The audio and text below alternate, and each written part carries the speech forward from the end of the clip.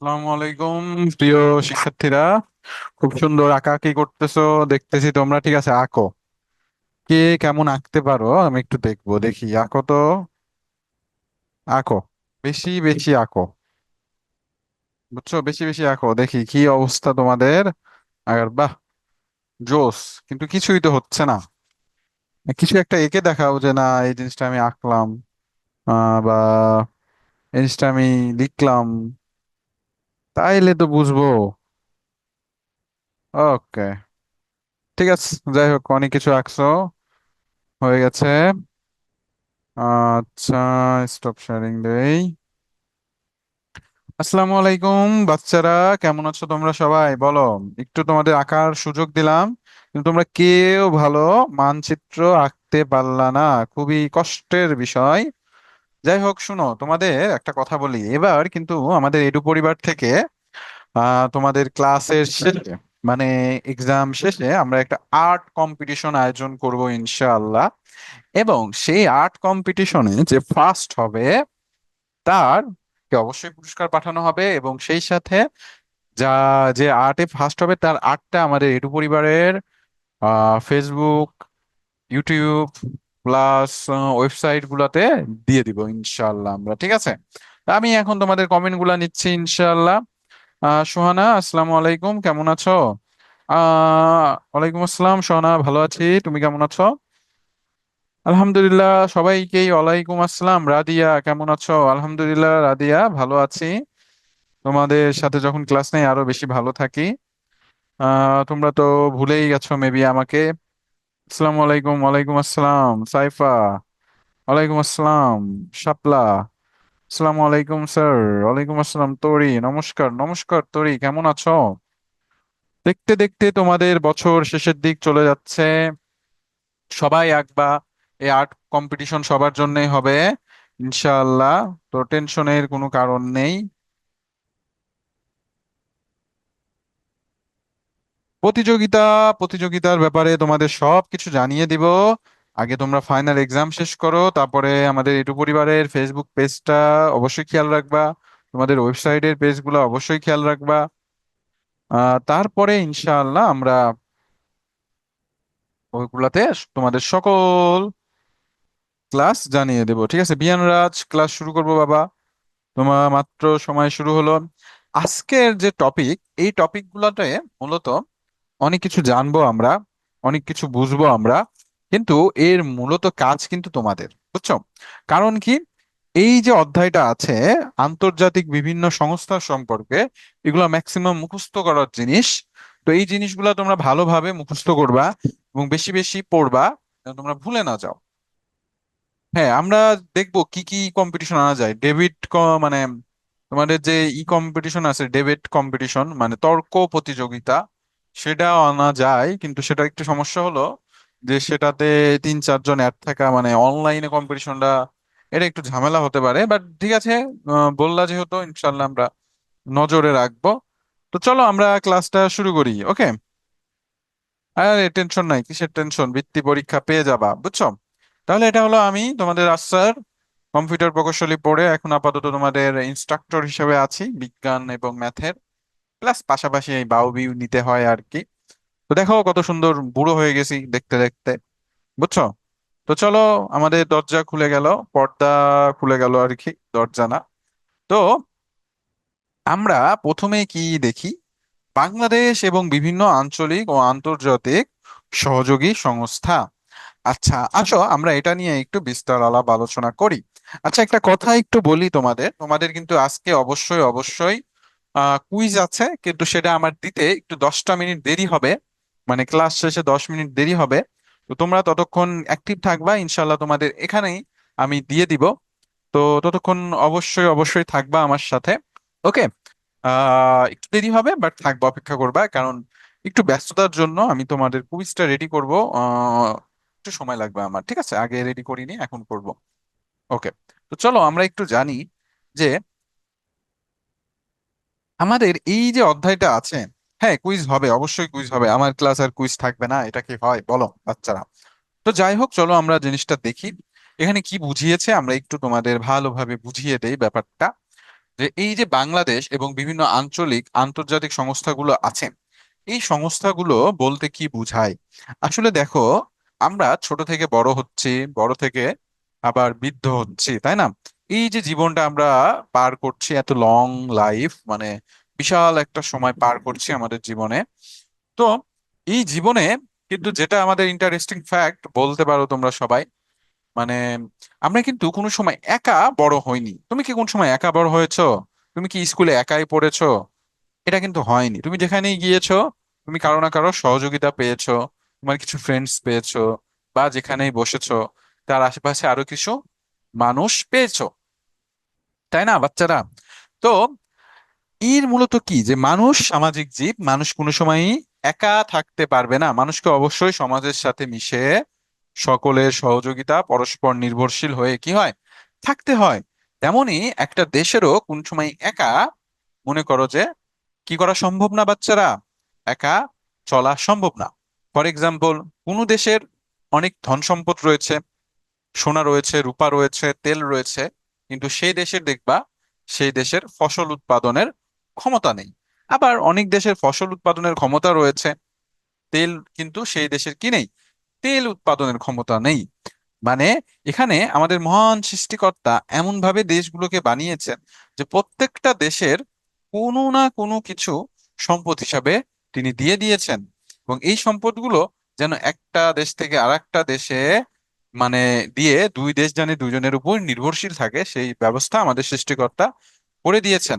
এখন এই যে সম্পদের লেনদেন, তাই না, একটা দেশের পরিবেশ পরিস্থিতি কিভাবে কন্ট্রোল হবে, এইগুলাই সবগুলো দেশ মিলে, মনে করো যে যেটাকে আমরা বলি সংস্থা, মানে সবগুলো দেশের কিছু জ্ঞানী গুণী লোক মিলে এই জিনিসগুলো কি করে থাকে, নিয়ন্ত্রণ করে থাকে, যেগুলোকে আমরা বলি আন্তর্জাতিক সহযোগী সংস্থা।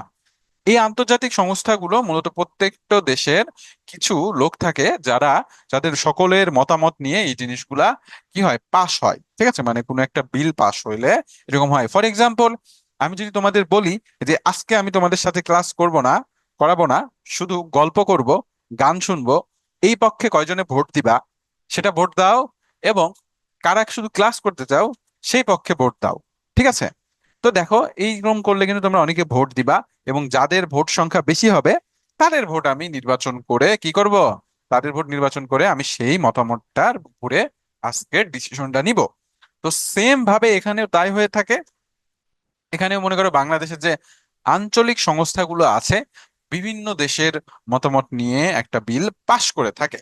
ঠিক আছে, তো এটাই হলো আন্তর্জাতিক সংস্থা। মানে আন্তর্জাতিক সংস্থা বলতে কি বোঝায়, যেখানে অনেকগুলো দেশের মতামত নিয়ে, হ্যাঁ, কোন একটা, মানে অনেক মতামত না, সরি, মানে অনেকগুলো দেশে একত্রে করে যদি কোনো একটা সাংগঠনিক গঠন বা সংস্থা হয় আর কি, বুঝেছো? মানে অনেকগুলো দেশ একত্রে মিলে একটা সংস্থা তৈরি হয়।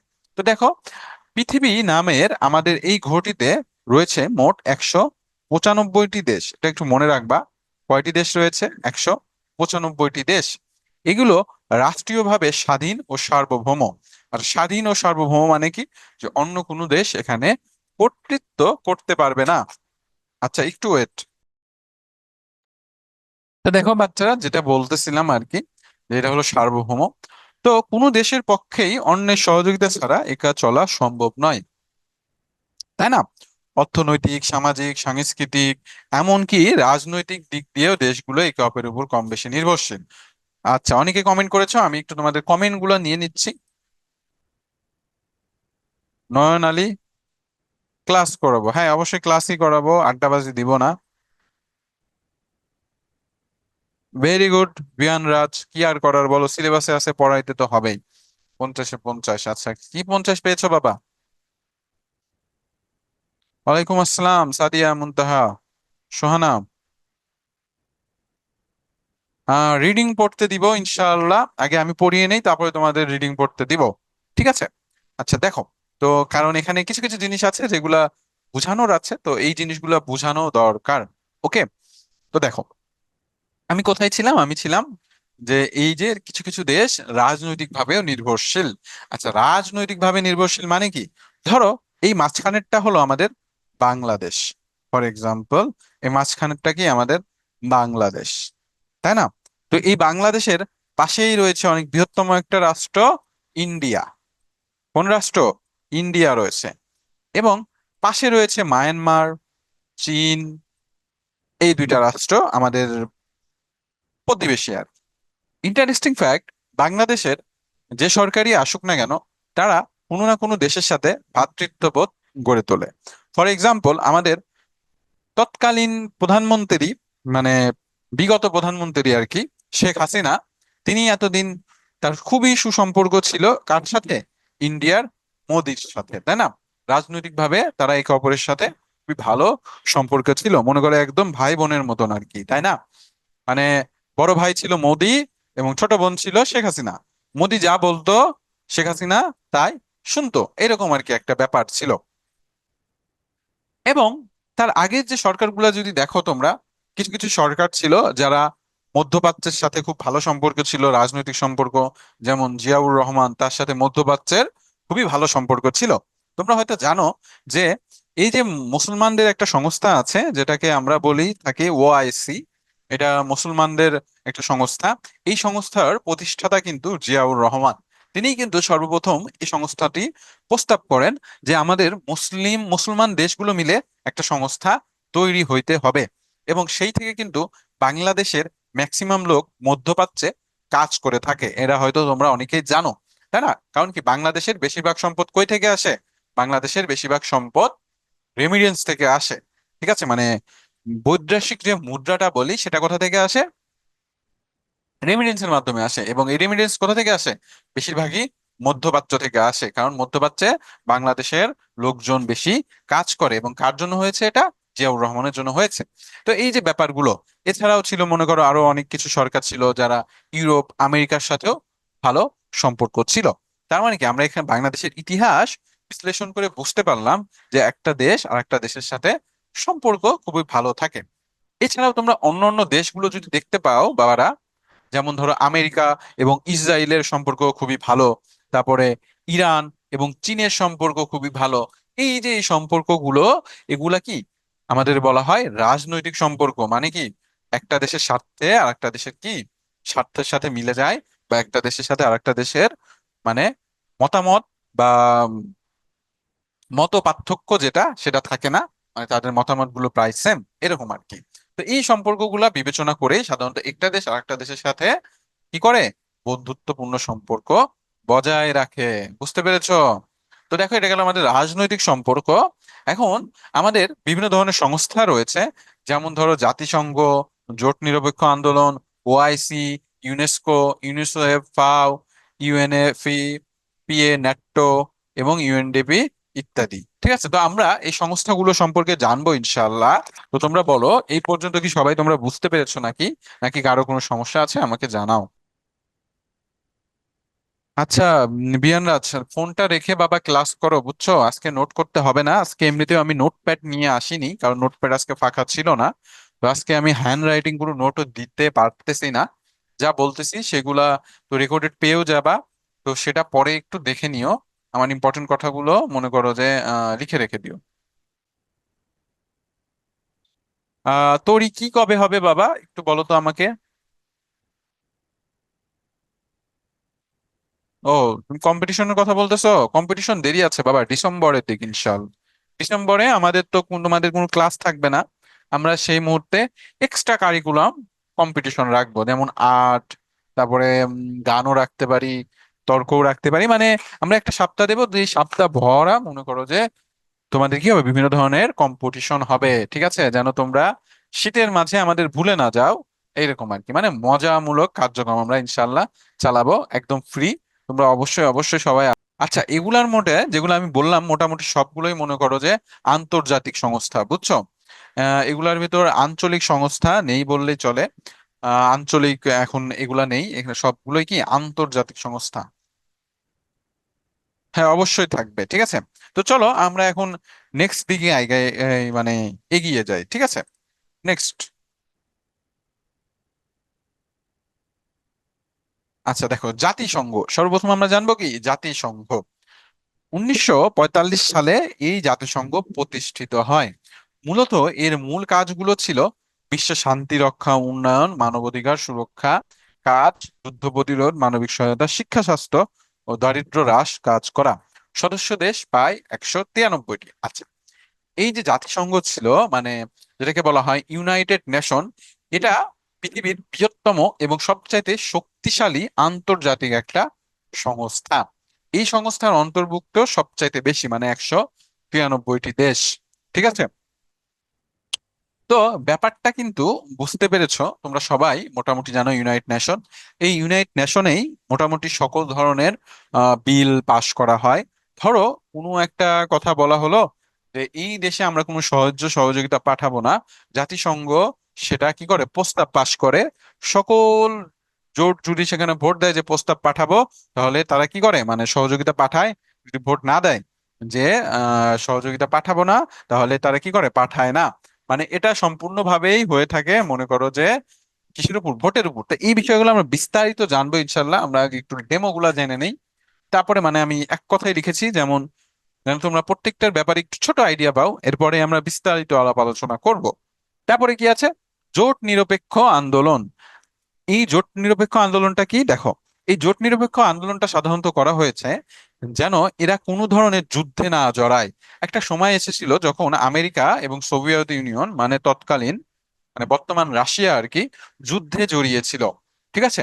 তো এই যুদ্ধে জড়ানোর সময় অনেকগুলো দেশ ছিল যারা এই দুই দেশের পক্ষে ছিল, কিন্তু কিছু কিছু দেশ ছিল যারা মনে করো কোনো দেশের পক্ষেই ছিল না, মানে তারা শান্তিপ্রিয় দেশ।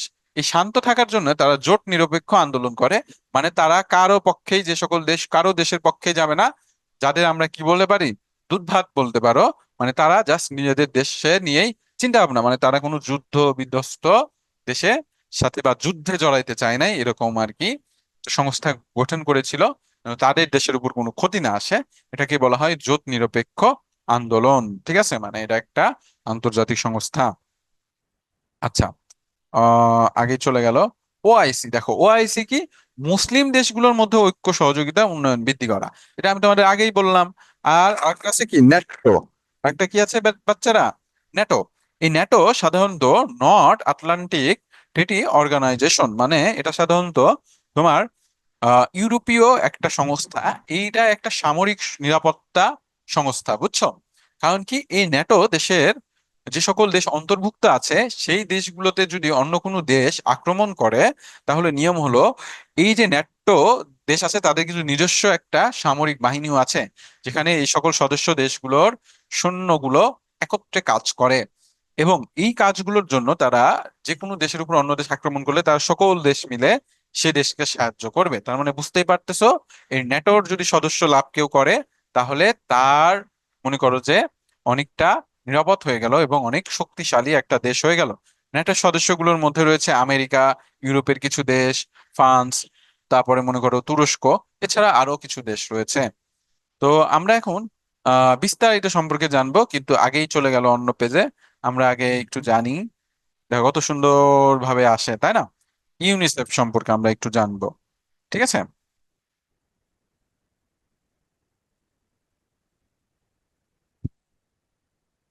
আসতে পারে, আমি এই জন্য ব্যাখ্যা দিয়ে দিয়েছি, বলা তো যায় না, দেখা গেল যে স্যার দিয়ে দিল। আচ্ছা, একটা কথা বলি, তোমাদের ভেতরে আমি সেদিন একটা আহ জিনিস একটু দেখলাম, ফার্স্ট স্যার বলেছিলেন, তোমরা হয়তো ফার্স্ট স্যারকে অনেকেই চেনো। তো উনি বলতেছিলেন যে বইয়ে নাই, বইয়ে নাই। আচ্ছা, নেটও বুঝাচ্ছি। তো শোনো, তোমাদের একটা কথা বলি, এই যে অনেকে আমরা বলি বইয়ে নেই, মানে বইয়ে নেই স্যার, এটা থেকে আসবে। আচ্ছা, দেখো এই যে আমাদের বইয়ে কিন্তু, বইয়ে কিন্তু ছিল ন্যাটো। বইয়ে কি ছিল, ন্যাটো ছিল, কিন্তু ন্যাটো সম্পর্কে কিন্তু কোনো কিছু আমাদের দেওয়া নেই। তার মানে কি, এই জিনিসগুলো আমাদের বের করে পড়তে হবে। এখন সবই যে বইয়ে দেওয়া থাকবে এরকম কিন্তু কোনো মানে নেই, বুঝছো। মানে আমাদের বইয়ে যারা তৈরি করেছে তাদের একটু ভুলও বটে, তারা অনেক তথ্যই দেয় না। তোমরা তো এই ক্লাস পরে 9-10-এ উঠবা, 9-10-এর ফিজিক্সে কিচ্ছু নাই। মানে যা সায়েন্স নিবা, ফিজিক্স মানে পদার্থ বিজ্ঞান বুঝায়। এই যে তোমরা বল পড়ো না, বল, অভিকর্ষ ত্বরণ পড়েছো হয়তো, আলো, তাই না? আলো তো অবশ্যই পড়েছো, তোমাদের অন্তর স্যার নিয়েছে। তো এই আলো, এগুলা কিন্তু ফিজিক্সের অন্তর্ভুক্ত, মানে পদার্থ বিজ্ঞানের অন্তর্ভুক্ত। তো এই বইগুলো যখন পড়বা, মনে হবে খুবই সোজা। মানে 9-10-এর আসলে সায়েন্সের বই কিচ্ছু নাই, বুঝছো? ম্যাথে যা কিছু আছে, কিন্তু বায়োলজি মানে জীববিজ্ঞান, তারপরে ফিজিক্স, কেমিস্ট্রি, রসায়ন, এগুলোতে কিচ্ছু নাই। তো এই জিনিসগুলা জানার জন্য তোমাকে অবশ্যই এক্সট্রা বইগুলো পড়ার অভ্যেস করা উচিত, না হলে তোমরা পিছিয়ে যাবা। ইন্টারমিডিয়েটে যখন উঠবা তখন বুঝবা ঠেলা কার নাম। তখন দেখবা এত কিছু ইন্টারমিডিয়েটে, আমি তো এসএসসি তে কিছুই পড়লাম না, ইন্টারমিডিয়েটে এত কিছু কেন? তাই আগের থেকেই পড়ে পড়ে অভ্যেস করে রাখো। আচ্ছা, একজন স্টুডেন্ট বলেছো ন্যাটো। আচ্ছা, ন্যাটো একটা নর্থ আটলান্টিক ট্রিটি অর্গানাইজেশন। মানে কি? মানে হলো এটা একটা নর্থ আটলান্টিক, মানে আমাদের যে তোমার ইউরোপীয় দেশগুলো আছে, এই দেশগুলো মিলে একটা সংস্থা তৈরি করেছে। এই সংস্থাগুলোকে ন্যাটো বলা হয়। এই যে ন্যাটোটা আছে, এই ন্যাটো কিন্তু একটা সামরিক নিরাপত্তা সংস্থা। সামরিক মানে কি? যাদের নিজস্ব সৈন্য শক্তি আছে, মানে যে সংস্থাগুলোর কি আছে, নিজস্ব সৈন্য শক্তি আছে, সেটাকেই বলা বলা হয়েছে আর কি ন্যাটো। মানে ন্যাটোর এই সামরিক শক্তি আছে, এবং এই সামরিক শক্তির দায়িত্ব হলো তাদের সদস্যপ্রাপ্ত দেশগুলো, ধরো তোমরা আমরা মিলে, আমরা 5 জন মিলে একটা দল গঠন করলাম, ঠিক আছে? তুমি, আমি, ঠিক আছে, এরকম 5 জন মিলে কি করলাম, একটা দল গঠন করলাম। ঠিক আছে, দল গঠন করলাম। তো দল গঠন করার পরে একটা বখাটে ছেলে এসে আমাদেরকে মারতে আসলো, ঠিক আছে? ধরো তোমার একটা বন্ধুকে মারলো, কি করলো, মারামারি করলো, তোমার একটা ফ্রেন্ডকে সেই মারধর করলো। তো তখন তোমরা 5 জন কিন্তু চুক্তিবদ্ধ যে যদি আমাদের একজনের উপরে কেউ আঘাত করে, আমরা 5 জন মিলে তাকে একদম ডিসুম ডিসুম মানে মেরে ফেলবো, ঠিক আছে? তো তোমার 5 জন মিলে তাকে কি করলো, একদম মেরে মনে করো পচা পুকুরে ফেলে দিলাম। তো এই ন্যাটো কিছুটা এরকমই সংস্থা, যারা তাদের অন্তর্ভুক্ত যে সকল দেশ আছে তাদের নিরাপত্তা নিশ্চিত করা তার মূলত প্রধান ডিউটি, বুঝেছো? এবং তারা সকল দেশগুলো একত্রে থাকে যেন তাদের উপরে কোনো দেশ আক্রমণ না করতে পারে। তোমাদের মনে আছে এই যে রাশিয়া আর ইউক্রেনের যুদ্ধ হচ্ছে? তোমরা হয়তো জানো রাশিয়া এবং ইউক্রেনের কি হচ্ছে, যুদ্ধ হচ্ছে। তো এই রাশিয়া এবং ইউক্রেনের কেন যুদ্ধ হচ্ছে? কারণ হলো এই যে ইউক্রেন ছিল, এই ইউক্রেনটা ন্যাটোর সদস্য হতে চাইছিল। তো ন্যাটোর সদস্য হলে কি হবে? তো সে অনেক শক্তিশালী হয়ে যেত, এবং তার দেশে তখন আমেরিকা সামরিক ঘাঁটি স্থাপন করত, যেটা রাশিয়া কোনো সময় হইতে দিবে না। কারণ রাশিয়ার পার্শ্ববর্তী দেশই হলো ইউক্রেন। রাশিয়ার পার্শ্ববর্তী দেশ কি? ইউক্রেন। এখন ইউক্রেনে যদি আমেরিকার সৈন্য চলে আসে, তার মানে কি তারা রাশিয়ার উপর নজরদারি করতে পারবে, এবং প্রয়োজন পড়লে সেখানে আক্রমণও করতে পারবে। এই জন্য রাশিয়া আগেই ইউক্রেনে ইউক্রেনে আক্রমণ করে তাদের সীমান্তের কাছাকাছি যে সকল অঞ্চলগুলো সে ছিল, সেগুলো ধ্বংস করে দিয়েছে এবং দখল করে নিয়েছে, যেন তাদের দেশের কোনো সমস্যা না হয়। তো আশা করি তোমরা এখন বুঝতে পেরেছো ন্যাটো কি। সবাই কি ক্লিয়ার? বলো।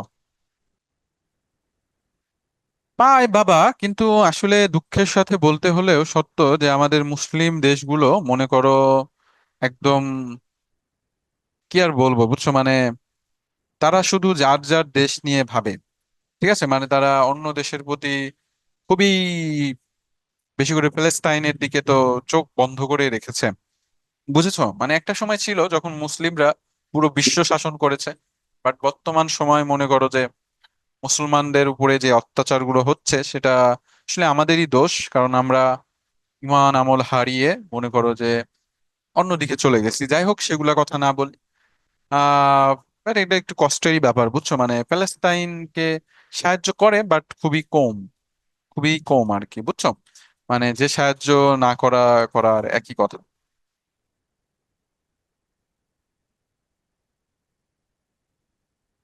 নেটোর সদস্য সংখ্যা 36টি বা 39টি মেবি, এই যেখানে দিয়েছিলাম।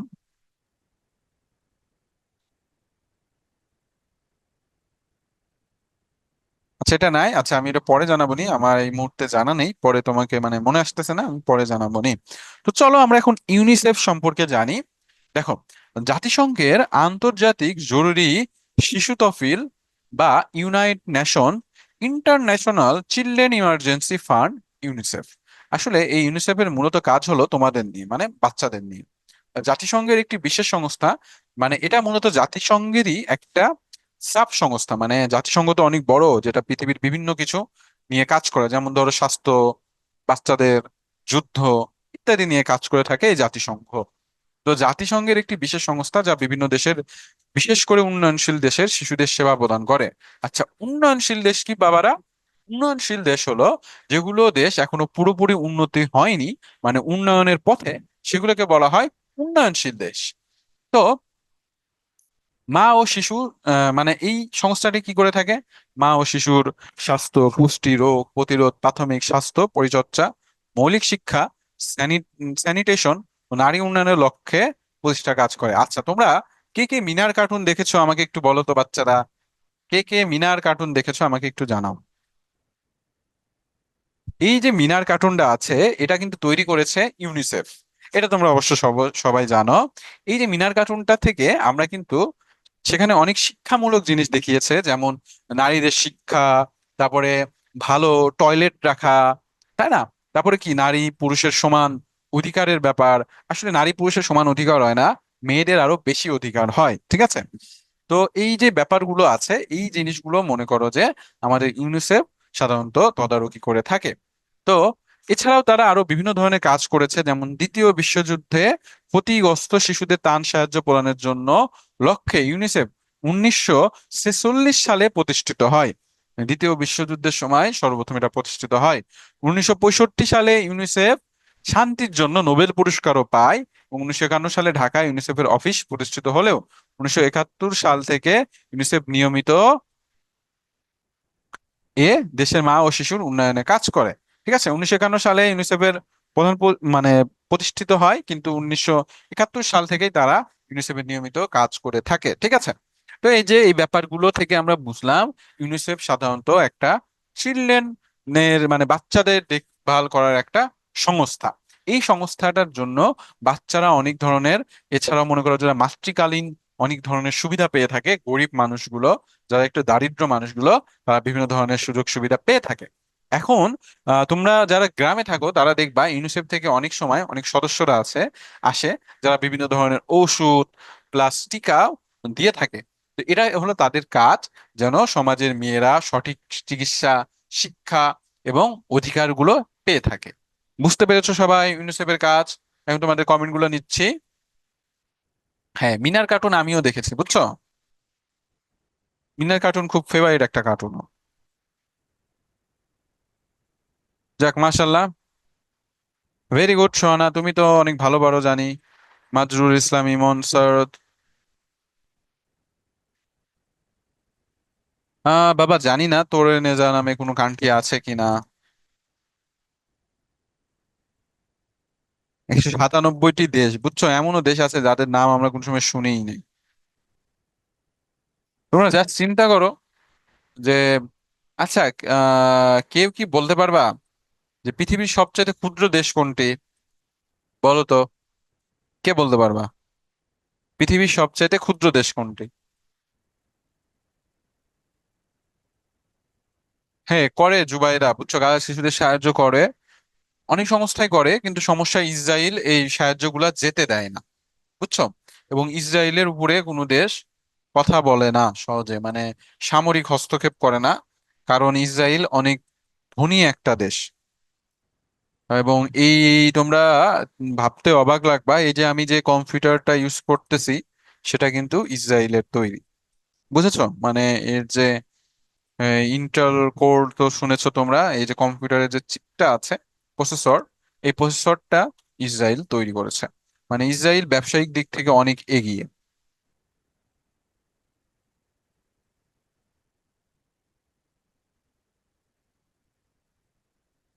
আচ্ছা, তোমাদের এই অ্যান্সারটা আমি দিব ইনশাআল্লাহ ক্লাস পরে, কারণ এটা আমি কুইজে রাখবো। পৃথিবীর সবচেয়ে ছোট দেশ কোনটি, যা আগেই বলে দিলাম। আবার নাও রাখতে পারি। হ্যাঁ, ভ্যাটিকান সিটি, যাও বলেই দিলাম, ভ্যাটিকান সিটি, ভ্যাটিকান সিটি। আচ্ছা, তো চলো আমরা পরবর্তীতে যাই। দেখো পরবর্তীতে কি আছে, ইউনেস্কো। আমরা ইউনিসেফ সম্পর্কে জানলাম, এখন জানবো আমরা ইউনেস্কো সম্পর্কে। আচ্ছা, আবার পিছনে চলে গেল, সরি। ইউনেস্কো, ইউনেস্কো জাতিসংঘের একটি সামাজিক সংস্থা। এই সংস্থার পুরো নাম United National Educational, Scientific and Cultural Organization. এটা সাধারণত সমাজের বিভিন্ন কিছু নিয়ে কাজ করে থাকে। 1946 সালে এটি প্রতিষ্ঠিত হয়। ফ্রান্সের রাজধানী প্যারিসে এর সদর দপ্তর অবস্থিত। বর্তমানে 195টি রাষ্ট্রে ইউনেস্কোর সদস্য। ইউনেস্কোর প্রধান লক্ষ্য হলো শিক্ষা, বিজ্ঞান, সংস্কৃতি, যোগাযোগের ক্ষেত্রে বিভিন্ন জাতির মধ্যে সহযোগিতা সৃষ্টির মাধ্যমে বিশ্বে শান্তি ও নিরাপত্তা নিশ্চিত করা। আচ্ছা, যেটা বলতেছিলাম আর কি, এই যে ইউনেস্কোটা আছে এটা সাধারণত বিশ্বের শান্তি বাংলাদেশ ইউনেস্কো কমিশন গঠন করে। কত সালে গঠন করে? 1973 সালে। ঠিক আছে। ইউনেস্কোর উদ্যোগেই আমাদের ভাষা শহীদ দিবস 21শে ফেব্রুয়ারি আন্তর্জাতিক মাতৃভাষা দিবস হিসাবে সারা বিশ্বে স্বীকৃতি লাভ করেছে।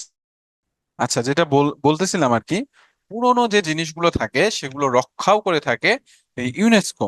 মানে এক কথায় বলতে পারো এই ইউনেস্কোটা আমাদের মানে সামাজিক যেগুলো কার্যক্রম থাকে সেগুলা পরিচালনা করে থাকে। ঠিক আছে। সরি বাচ্চারা, তোমরা কি আমার কথা শুনতে পারতেছো? কিছুক্ষণের জন্য লাইনটা 1 সেকেন্ডের জন্য কেটে গিয়েছিল। আচ্ছা। হ্যাঁ হ্যাঁ, শিওর দেখাচ্ছি। ওকে, ঠিক আছে, আবার দেখাচ্ছি, দেখো। আচ্ছা, চলে এসেছি। তো এই যে ইউনিসেফের পেজ আর কি, ইউনিসেফের পেজ নাও, স্ক্রিনশট নিয়ে নিতে পারো।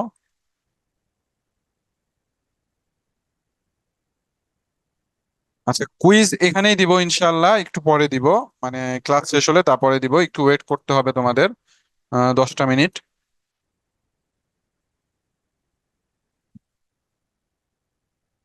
ওকে ফাইজা, হয়েছে। ওকে, ঠিক আছে ফাইজা, থ্যাংক ইউ।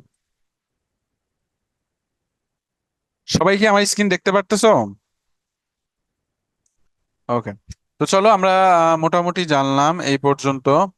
এখন দেখো আমরা জানবো আমাদের নেক্সট টপিক সম্পর্কে। খাদ্য সংস্থা সম্পর্কে জানার আগে আমরা ইউনেস্কো সম্পর্কে জানলাম। ইউনেস্কো সম্পর্কে জানলাম। ইউএনডিপি সম্পর্কে আমরা একটু জানবো। দেখো, ইউএনডিপি 1956 সালে গঠিত হয়। এর পুরো নাম ইউনাইটেড নেশন ডেভেলপমেন্ট প্রোগ্রাম। আচ্ছা, এটা সাধারণত মনে করো যে এটার নাম কি, ইউনাইটেড ন্যাশনাল ডেভেলপমেন্ট প্রোগ্রাম। এটি জাতিসংঘের বিশ্বব্যাপী উন্নয়ন কর্মকাণ্ড বাস্তবায়ন ও তদারকি করে থাকে। এটি কি করে থাকে? এটি সাধারণত তদারকির কাজ করে। অর্থাৎ ধরতে পারো যে আমি, ধরো, সিরাজগঞ্জ মানে ঢাকার জন্য 100 কোটি টাকা বরাদ্দ দিলাম, যে 100 কোটি টাকা দিয়ে ঢাকার রাস্তাগুলো ঠিক করো। তো এটার আহ ঠিক করার জন্য আমি টাকা দিয়ে দিলাম। এখন এর দায়িত্ব আমি দিব কাকে? তো তোমাদের মাঝখান থেকে একজনকে দিলাম।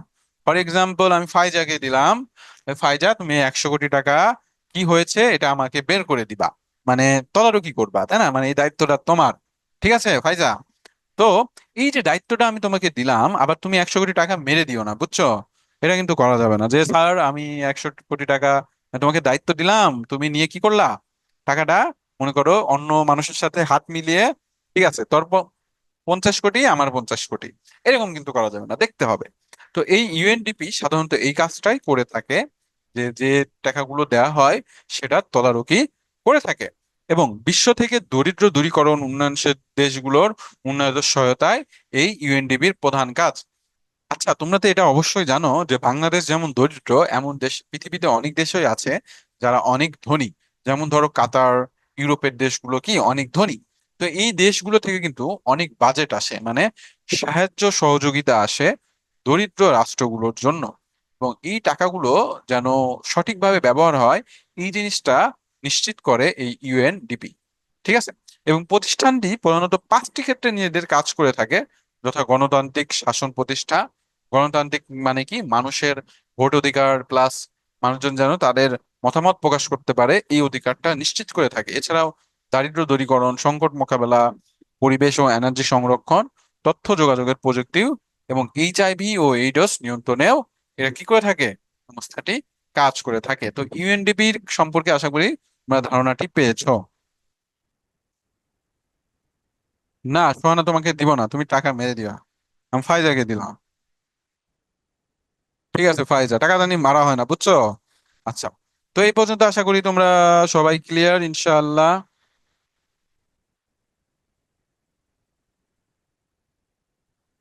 অবশ্যই অবশ্যই, শিওর, বলে দাও। আচ্ছা, এখন দেখো, বিশ্ব খাদ্য সংস্থা বা FAO। আচ্ছা, এটার কাজ খুবই সোজা।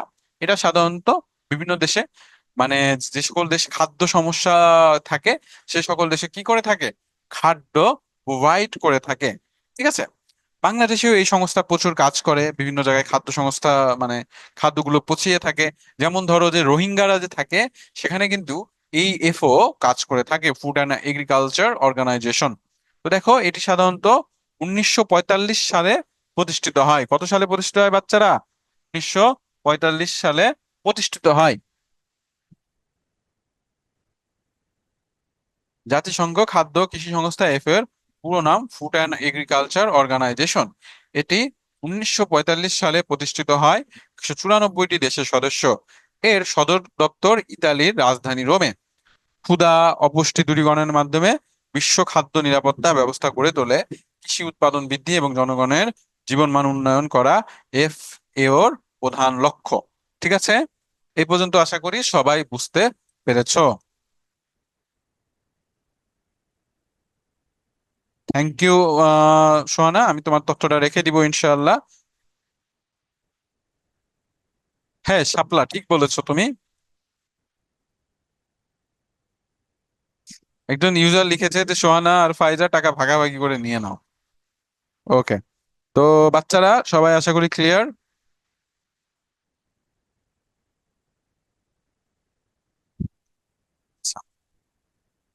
এখন আসো, ওয়ার্ল্ড হেলথ অর্গানাইজেশন। আচ্ছা, তোমরা ছোটবেলায় টিকা দিতে এই যে এই জিনিসটা খেয়েছো কেউ? মনে আছে কারো?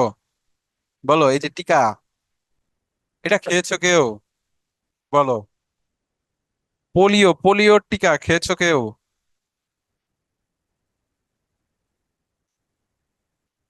আমি খেয়েছিলাম ছোটবেলায়, আমার এখনো মনে আছে, বুঝছো? মানে আমি যাইতে চাই নাই, আমার মা আমারে ধরে কাঁধে করে নিয়ে গেছিল। পরে তো খাইলাম, দেখলাম ভালোই লাগলো। কিন্তু ইন্টারেস্টিং ফ্যাক্ট কি জানো?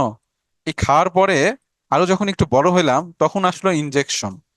ইনজেকশন দেওয়াতে এত ব্যথা পেয়েছিলাম আমি, মানে বলার মতন না। তখন আমি মনে নার্সারিতে পড়ি, আমার এখনো মনে আছে, আমার একটা ম্যাডাম আমাকে চোখ ধরেছিল।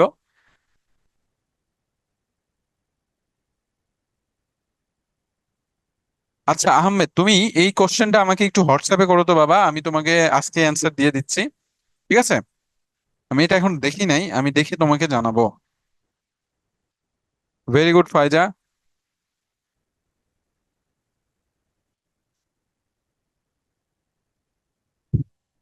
আসলে খুব খারাপ খেতে, বুঝছো?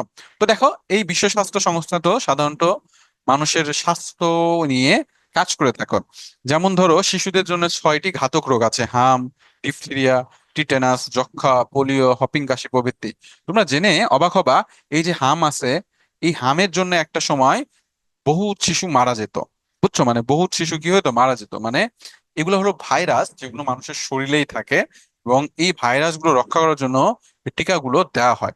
মোটামুটি বলতে পারো, এই হাম, ডিফথেরিয়া, টিটেনাস, এইগুলো সাধারণত আমাদের শরীরেই থাকে। তো এগুলো থেকে রক্ষার জন্য বিভিন্ন ধরনের টিকা থাকে, যেগুলো সাধারণত এই ওয়ার্ল্ড হেলথ অর্গানাইজেশন একদম ফ্রিলি প্রোভাইড করে থাকে আমাদের মতন উন্নয়নশীল দেশ এবং দরিদ্র দেশগুলোতে। কারণ এই টিকাগুলোর দাম কিন্তু অনেক। এখন তো বাংলাদেশের মাসাল্লাহ টাকা পয়সা হয়েছে, বাট স্বাধীনতার পরে কিন্তু বাংলাদেশের দেশের আর্থিক অবস্থা এতটা ভালো ছিল না। তারা কিন্তু টিকা আমদানি করার মতন পর্যাপ্ত পরিমাণে টাকা ছিল না, এবং থাকলেও সেই টাকা কিন্তু টাকার জন্য সবাই কি করতো না, গ্রহণও করতো না। তো এই জিনিসগুলো রক্ষা করার জন্য, যেন সবাই স্বাস্থ্য সুরক্ষা পায়, এই জন্য বিশ্ব স্বাস্থ্য সংস্থা, ওয়ার্ল্ড হেলথ অর্গানাইজেশন, এই কাজটা করে থাকে একদম ফ্রি। আচ্ছা, জাতিসংঘের জনসংখ্যা তহবিল, এটা নিয়ে একটু কথা বলি। জাতিসংঘর জনসংখ্যা তহবিল, UNFPA, এর পুরো নাম ইউনাইটেড নেশন পপুলারাইজেশন ফান্ড। পূর্ব নাম ছিল United nation fund for population activities. অর্থাৎ এটা সাধারণত যে দেশে জনসংখ্যা বেশি, জনসংখ্যা নিয়ে কাজ করে থাকে। এটি 1969 সালে প্রতিষ্ঠিত হয়। এর সদর দপ্তর নিউ ইয়র্কে, মানে এর মেন দপ্তর কোথায়, নিউ ইয়র্কে, আমেরিকাতে। বিশ্বের 190টিরও বেশি দেশ UNF এর সদস্য। পরিবার পরিকল্পনা অগ্রগতি এনে দেওয়া, নারী ক্ষমতায়ন প্রভৃতি বিষয়ে ইউএনএফইউ বাংলাদেশের সরকারের পরামর্শ ও সহযোগিতা দিচ্ছে। ইউএনএফির সহায়তায় ঢাকা বিশ্ববিদ্যালয় পপুলারাইজেশন সায়েন্স বিভাগ চালু হয়েছে। এই বিভাগটি বাংলাদেশের বিশ্বের জনসংখ্যা সম্পর্কিত জ্ঞান দানের পাশাপাশি বিষয় জ্ঞানের গবেষণা পরিচালনা করে থাকে। অর্থাৎ এই সংস্থাটি মূলত কি করে থাকে আমি যদি তোমাদের বলি, এটা মূলত জনসংখ্যা বৃদ্ধির ফলে দেশের বা পরিবারের যে সমস্যাগুলো হতে পারে এই জিনিস নিয়ে এটা বেশি ফোকাস করে। ঠিক আছে। এবং এর সহযোগিতায় ঢাকা বিশ্ববিদ্যালয়ে এর একটা বিভাগও চালু হয়েছে, যেন মানুষরা এই বিভাগে পড়াশোনা করে আরো বেশি কিছু জানতে পারে। ঠিক আছে। তো খুবই সোজা। তো এই ছিল আর কি আমাদের শেষ অধ্যায়। আশা করি তোমরা এই পর্যন্ত সবাই বুঝতে পেরেছো। এখন বলো, তোমাদের যাবতীয় কিছু কোশ্চেন থাকলে আমাকে বলতে পারো। আর কোশ্চেন না থাকলে আমি তোমাদের কুইজের কাজটা করে দেই, কুইজটা দিয়ে দেই। ঠিক আছে, কোনো কি কোশ্চেন আছে তোমাদের? তো এই অধ্যায়টা বাচ্চারা তোমরা বেশি বেশি করে পড়বা, কারণ এই অধ্যায়ে কিন্তু প্রচুর এমসিকিউ আসবে। বুঝছো, তোমাদের যাদের এই অধ্যায়টা ফাইনালে আছে, দেখবা এই অধ্যায় থেকে প্রচুর পরিমাণে এমসিকিউ আসবে। ঠিক আছে।